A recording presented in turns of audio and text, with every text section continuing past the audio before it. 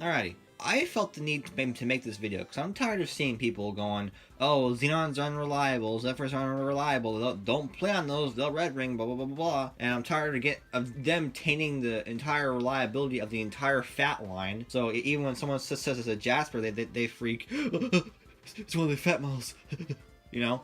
And I'm tired of it. People say you cannot game on these Xenons, even on the original GPU, without red ringing. And I'm here to tell you, you 100% can. And I'll show you how. And it's not going to be some dumb video from the late 2000s where I go, oh, make sure to just put the console in an open area and it'll have plenty of airflow and... No, it's not that at all. I'm going to teach you things that have not really been shown on YouTube before. So to get started, we gotta understand why the red ring of death happens. Now this was verified in the Xbox 360 documentary. So here's an original GPU that actually still works. This is from 2005. There's a layer of solder underneath the interposer. Now this is called the BGA, and a lot of people believe that that's where the problem is, and it's not. So the problem is actually another row of solder balls underneath the GPU die. This is the interposer right here. This is the GPU die. There's another solder ball layer between these two. That's called the underfill. That is where the problem is. I'll have to explain it better later, but there's a thing on the console called an SMC, which is basically the console's programming to tell it how to do certain things. So, and one of those things is the temperature targets. Now, when the GPU hits a certain temperature, the console notices this, and it's like, oh, it's reading this set temperature. I gotta ramp up the fan speed to keep it down, you know?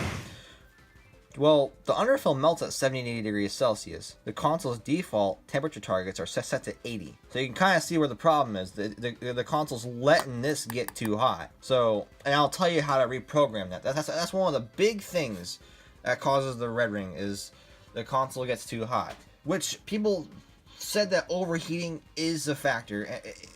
It's not overheating per se, it's just the underfill can't take a lot of heat. And when the console turns on and the console lets the underfill go past 80 degrees, the solder starts melting, you turn the console off, and the solder cools off again, and continuously doing that breaks the connection. So it's kind of overheating, kind of not. You know what I mean? It's very hard to describe. A lot of people just think the console overheats and it's done. No, it's a lot more sophisticated than that. But that's the best way I can explain it of what actually goes on here. And they didn't fix this until like the 19th week of 2008. So I'll just go ahead and run through you. So now that we know what causes it, let's go ahead and just decide the difference between a service console and not a service console. So what is the difference? If you said the warranty stickers, you're absolutely correct. This has a silver sticker, and this one has a paper sticker. If it has a paper sticker, that means it has been serviced and the GPU is probably replaced, which in every case for me that I found one of these consoles, yes it has. So, silver sticker, it means it's still on the original GPU. That's the main difference. Now, some of the consoles that are serviced, the consoles that were serviced in 2008 don't have the service date on the back. It still has the original MFR date. Now, if we look at a service console from 2009 or 2010, you'll see it has the service date. Now, usually the service dates have fixed Elpis GPUs. They're alright. I mean, they're reliable in one sense, but like actually transferring the thing to another board, they get 0022. But usually these have fixed GPUs. Now, on rare occasions, they were service before the fixed date, so always keep an eye out for that. But most of these have fixed underfill GPUs. Now, that's another thing we'll lead on to, is what is a fixed GPU? Well, it has the correct underfill that can stand higher temperatures, and they're made after the 19th week of 2008 or so. So if you look closely, I've already got a video on this, but if you look closely at this GPU, you'll see a number.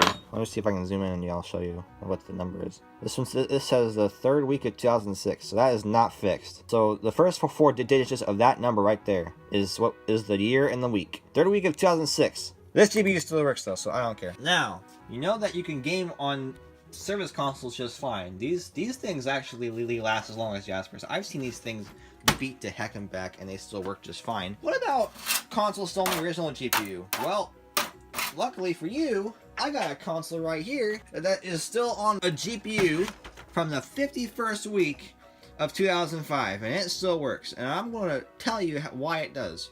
So obviously the big things are keep it clean, don't let anything block the air holes, which is, there's some truth to that, but that's not the main cause of red ring, obviously. So keeping it clean and replacing the thermal paste is also a big thing. Now also, upgrading the heat sinks to these also help. These are newer heat sinks from Zephyrs and Falcons. Now, my final point. So I'm going to try to show you this. My X Flasher has not been working the way it's supposed to be. But I'm going to try it today to try to show you what I do. And if not, I'll explain it the best I can. But I have, you hook up an X Flasher to one of these, right? On the NAND points. You can look up how to do this on your own. Maybe I'll make a video on how to explain it. I don't know. So plug in my X Flasher here and open up Jade Runner. And I'll show you. You can change the SMC configuration in Jade Runner with extras. Hopefully this works. I'm not really sure about this. Yeah, it's been doing that. I don't know what the problem is here, but that's kind of the problem I've been having with this. Anyways, besides that, so when your console reads the NAND, actually I think the last time this thing worked is when I did that one. So I gave it on the X Flasher, but I found this console broken for $10 to $15 at a game store. It was a launch Xenon that had the warranty CT still intact.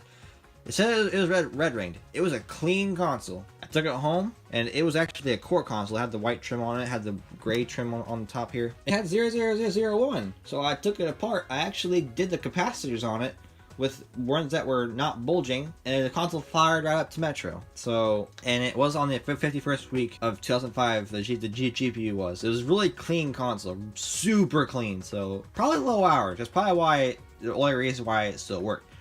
I felt like it was deserving, like the shell was in brand new condition, so I put a faceplate on it with the sticker that was still on the IR sensor.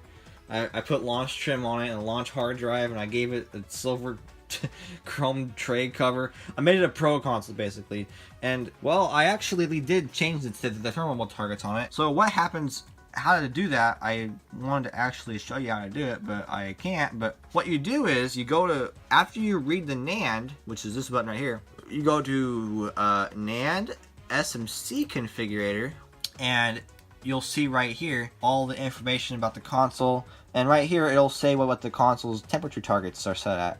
So what you do is, CPU can stay at 80, but change the GPU and the EDRAM to 68, so that's below the melting point. You hit close, and then you click write the NAND, and it will apply to the settings to the console. And, well, the fan speed might be a little bit louder than normal.